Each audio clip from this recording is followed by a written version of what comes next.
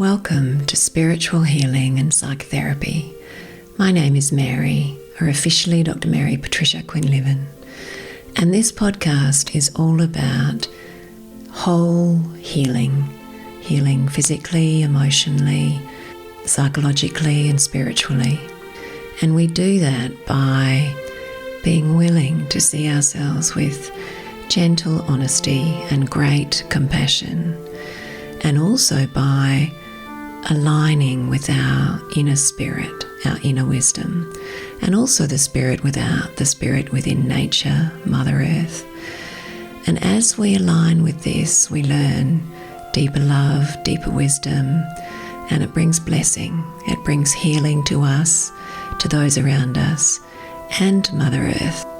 I've been a doctor for over 34 years, and you can look me up on my website, which is livingawarenesswa.com, and also my Facebook, Instagram and YouTube channel, which are all Living Awareness WA.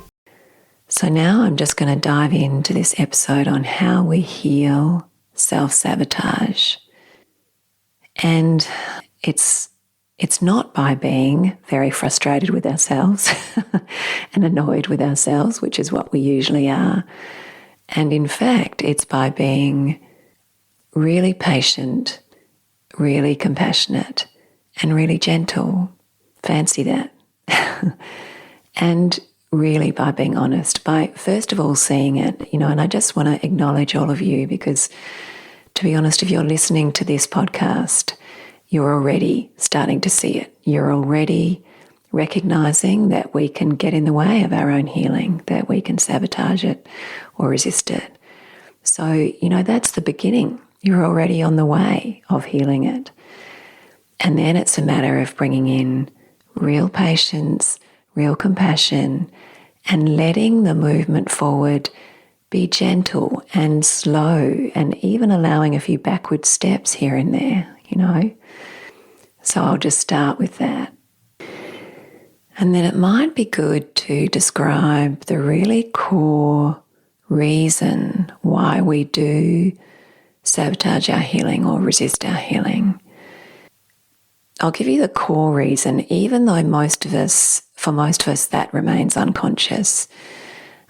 And there's just such a beautiful description of this in the Course in Miracles, so I might use that description. And it's about, this truth that we are, this essence that we are. It is always there, this divine, unseen, sometimes unfelt and unnoticed presence that is the truth of what we are. And it is like a field or a force of unconditional love, always there, always safe.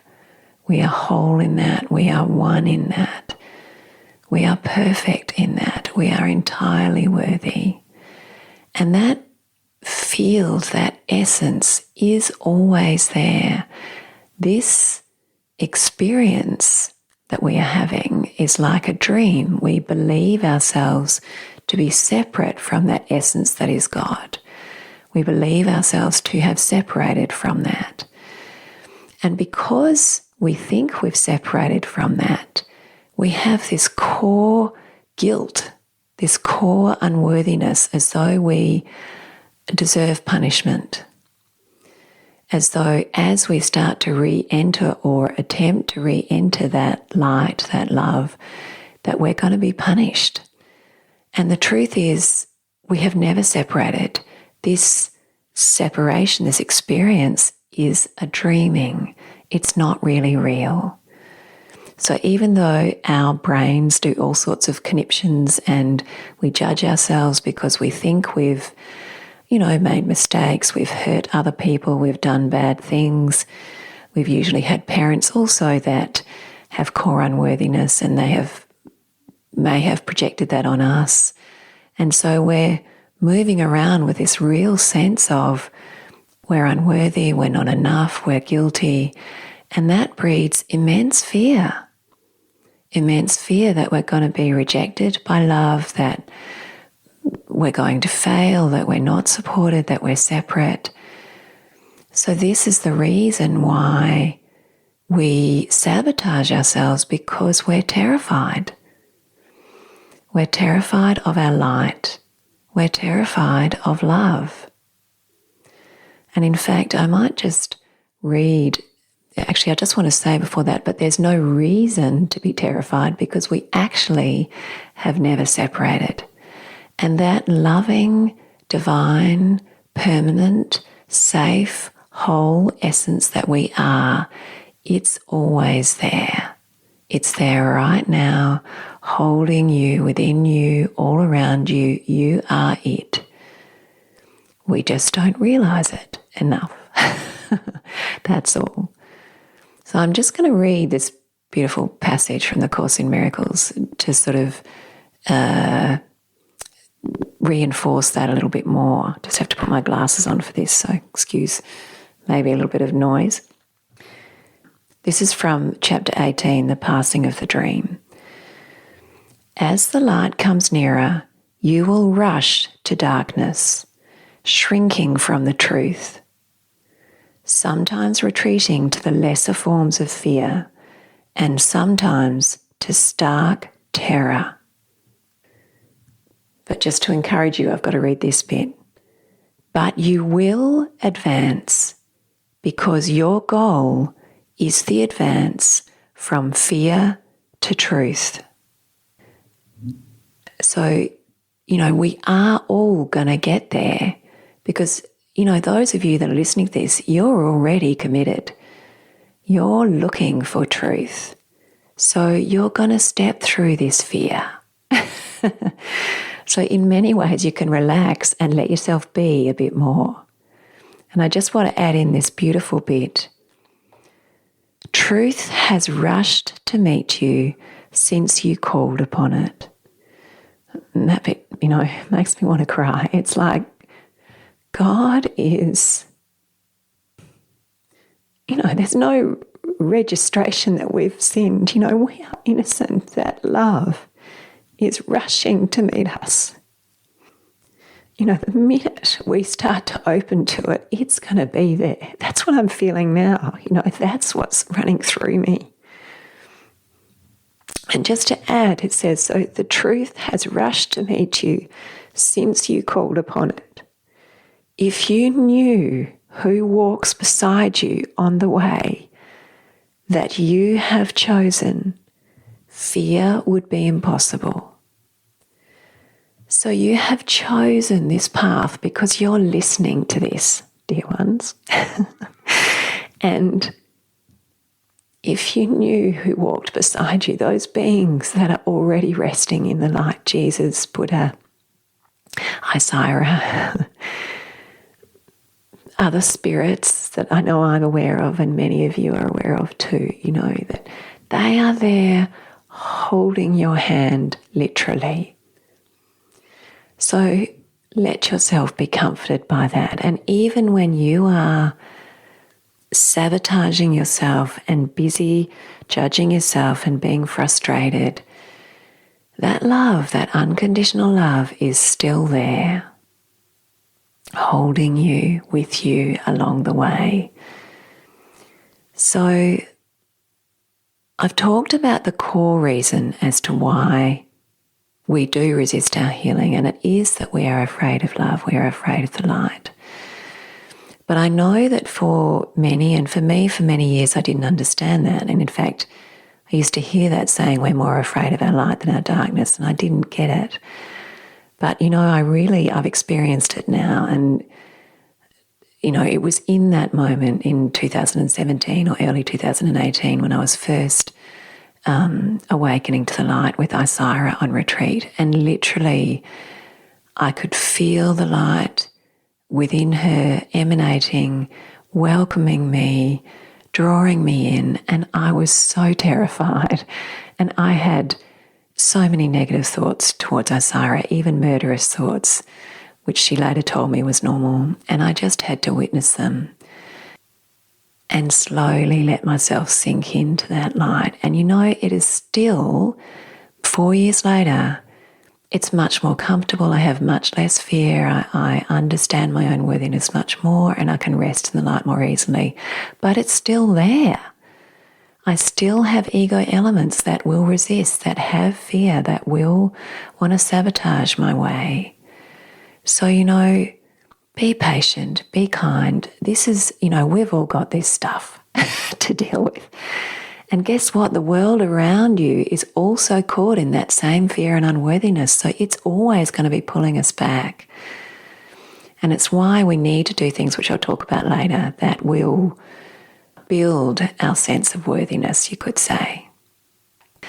And I just want to talk more on a surface level now, because I know that deep stuff, most of us, we may not connect with that. But when we're doing the things that we commonly do that are self-sabotaging, if you even tune in a little bit, and I'll just mention a few things that I would really commonly see, and that would be, let me just pick some examples. It would be something like sabotaging our relationships. So we might be, pushing people away in whatever way we can, people that are loving beings. Perhaps we're choosing partners that aren't really capable of loving us, or perhaps could even be abusive. So that's relationships. In our work, we might be avoiding doing something that's more wholesome, or perhaps we're too scared to put our hand up for, advancement, for moving on in our job because fear is getting in the way. Or it might be something like an addiction, that we want to hang on to something like alcohol because, well, it feels like it's supporting us and it's helping us avoid stuff, and yet we know that it's sabotaging our way forward. So they would be really common examples of things we all do. But if you tune in to any of those things, so even if you just close your eyes and you sit with yourself, you will start to recognize it is fear that's underneath. And there is a core unworthiness or not enoughness. In some way, shape or form, that will be there. So I just want to talk about then, how do we deal with it when we are doing that stuff, when we are sabotaging? So I'll mention three things that I talk a lot with clients about. And then I might mention this concept in the Course in Miracles, which Isaiah is a living example of, which is this true forgiveness concept. So the three things when we are sabotaging ourselves, number one, just acknowledge it. And you're already doing that, like I said, if you're listening to this podcast. So let yourself see what you are really doing. So if it's in relationships, let yourself see how you might be pushing your partner away. If it's with alcohol, let yourself step out of that denial that we can often be in. Let yourself really see it. And same with work, if you're avoiding a promotion, let yourself see that. And also let yourself see and be really honest about the consequences. So what effect is pushing away your partner having on this relationship? How much is it hurting them? How much is it hurting you? Let yourself see it. If it's alcohol or an addiction, let yourself see what it really is doing to your body, or what it is doing, how you do feel at work the next day, or does it make you grumpy with your kids, or are you a little bit less clear in your head, or whatever it is that you're doing. Or even with work, if you're avoiding a promotion, how is that affecting you? Is that, well, it can make us feel a bit depressed, to be honest, when we don't step through fear and go for something that would be wholesome for us. And, maybe we're not able to earn as much money, or we're not giving the world the value that we can give the world. So don't hide from the effects of what the sabotage or the resistance is doing. But absolutely don't judge it either. So the next number 2 thing is absolute compassion. We all do this. I still resist stuff. I still can sabotage myself. So yes, be really honest. Let yourself be really honest. Don't avoid being honest. but be completely kind. And let's add in patience as well. Okay? So really kind, really patient. You will, if you continue to acknowledge it and you continue to be compassionate and you work on all these other things that build worthiness that I'm going to talk about later, it will start to come. So just be patient. And the third thing is, and this is really important, is that, you know, when we're terrified of something, and in a relationship it might be that we actually are terrified of being rejected. So we want to keep ourselves out because we're terrified of the loss of losing someone. Or with work, it might be terrified of failure. Or with an addiction, it might just be being terrified of being without that in the world, you know, that thing that has been a crutch for us. So when we're in that number 2 step of being compassionate, it's really useful to really check in to what's beneath this resistance or this sabotage. And inevitably, it will be fear and unworthiness. And, you know, once you see that within you, it actually helps you be a lot more compassionate and a lot more kind to yourself. It's like, okay, I'm just scared. You know, I'm just going to let that be. I'm going to hold that inner child. You know, we've all been wounded in our past by other beings who are also feeling scared and unworthy. And so, of course, we have this fear, right? And there's that core sense of guilt and unworthiness that I talked about before because we believe we are separate. It's in us. It's in all of us. So we're going to have to treat it with kindness and patience and also be willing to see it. So step 1 was to be honest, to acknowledge it and to acknowledge really what it is doing to you. Don't let yourself avoid that. Step 2, see what's underneath it. See the fear and unworthiness. Be incredibly kind and incredibly compassionate. Step 3, move forward with great gentleness, tiny steps. You know, if we're scared of something and we try and take a big leap, then we're just going to get terrified and back out and probably fail and then judge ourselves more again, you know. So picking the example, for instance, of we're scared of failure in going for a promotion in our job. So there may be ways to do that in smaller steps or to pick something, you know, to work our way up more gently, to maybe even speak to our boss, be a little bit honest at the fact we're not feeling very confident. Is there other things we can do to practice that, or perhaps even work in the role when someone's on holidays, or, you know, things like that, so that we can take more gentle steps. Very often in the past, when I've been resistant, even if it's just resistance to sitting down and meditating and then noticing that my head is really busy and not actually wanting to sink in. And it's because of that fear of love, you know, fear of the light. I let myself be kind. It's surrendering to what is. And I actually let myself go really slowly. You know, so if we do that, if we even let ourselves take a step back or 2 sometimes and move forward with great gentleness, small steps, great slowness, you'll find the resistance and the self-sabotage won't be so intense. And I'm going to bring up this other thing now, which the Course in Miracles talks about, and Isara she just lives it. And that is that, you know how I mentioned we have this unconscious guilt. We feel that we have separated from God, so therefore we feel that we are guilty, unworthy, that we're going to be punished when we approach love or rejected. So the Course in Miracles talks about this thing called true forgiveness, which is that nothing that we are doing here is really real. It's a dreaming. So those mistakes we've made, those times when we've hurt other people, those things that we feel bad about, we haven't really done that. We've just been dreaming we've done it. And that essence, that loving essence that I talked about earlier, it's still there, unconditionally loving us, not even flinching at what we're doing here because this is just a dream.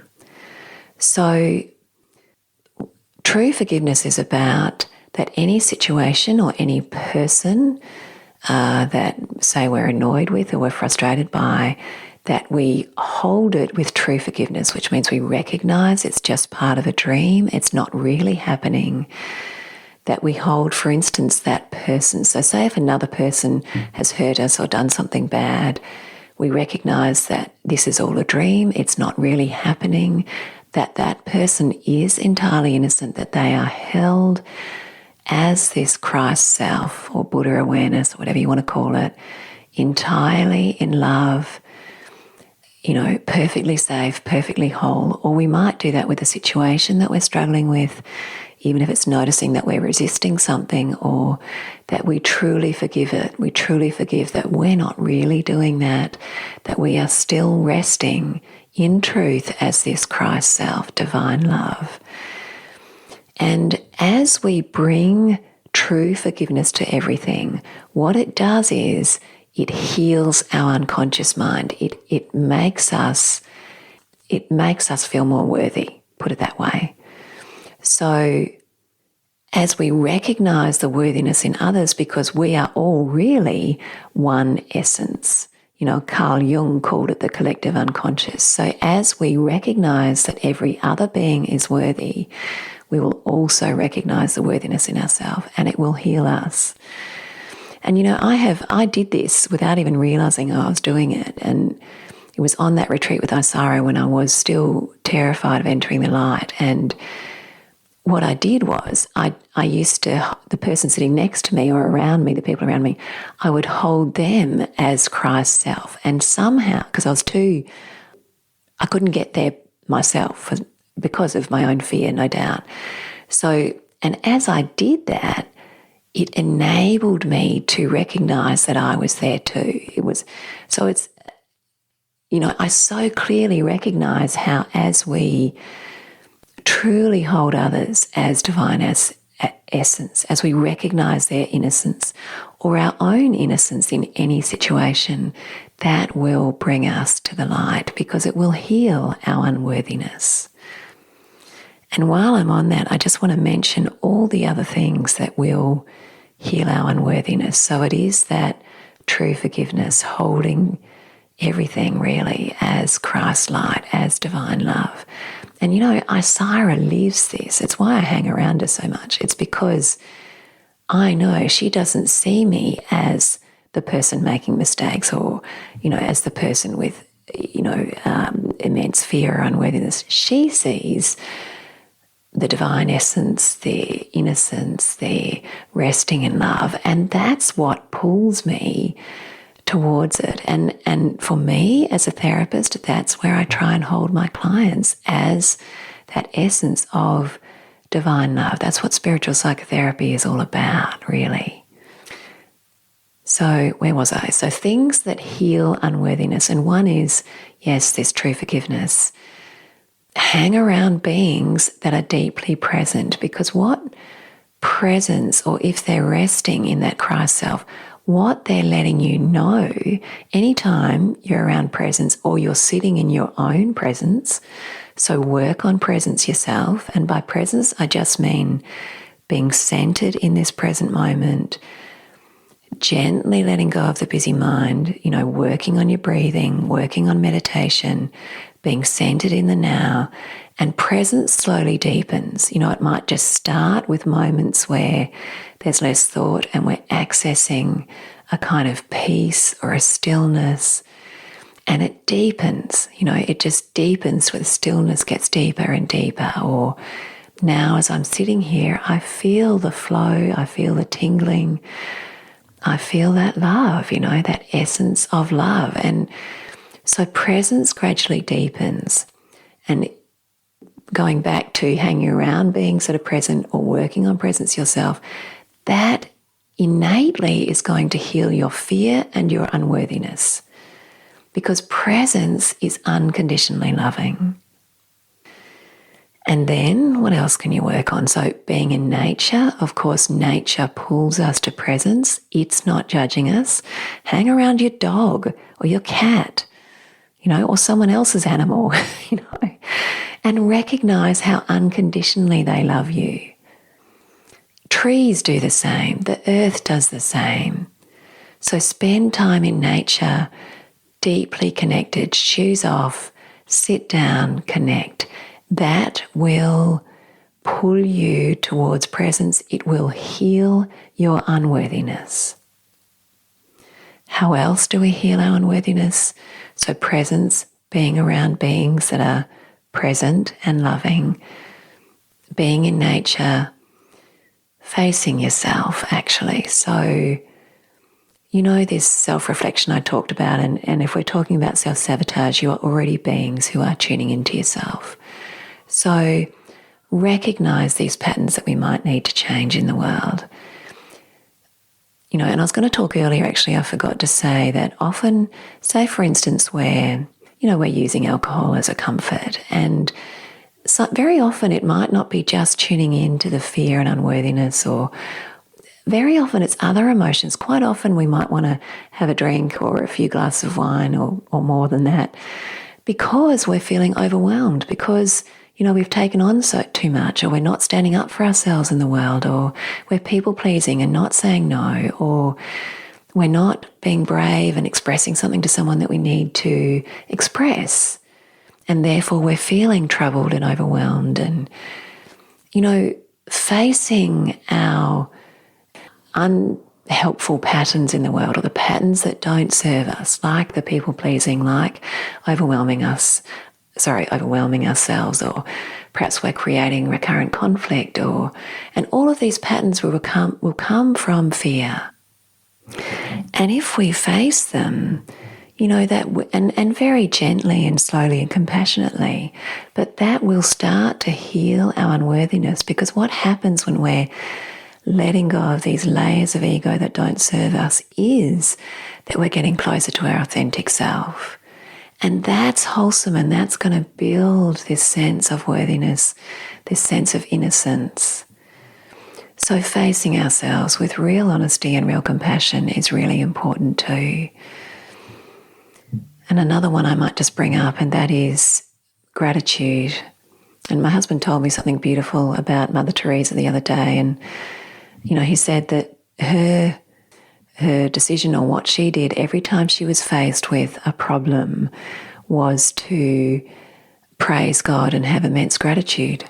You know, and Isira's got this beautiful, she's got these 7 attunements, and one of them is, I am grateful for this moment. And, you know, I find that if I'm in a moment of great resistance to some situation that's happening, that if I just bring gratitude in, it starts to soften it, it starts to open the heart, even in a moment when we're, you know, really not feeling terribly grateful.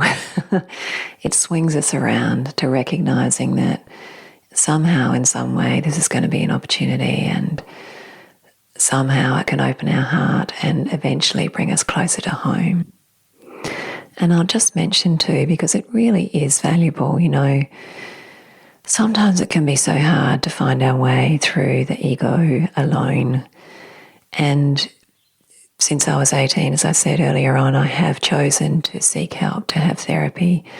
And I still, you know, go to all Isira's workshops. And so I really want to offer you my services, that I would love to see you via Zoom or in person if you happen to live in Perth, and just be a guide through some of these really challenging patterns that we may have, and how to, you know, hold yourself with great kindness and compassion and move forward gently as you go through this process.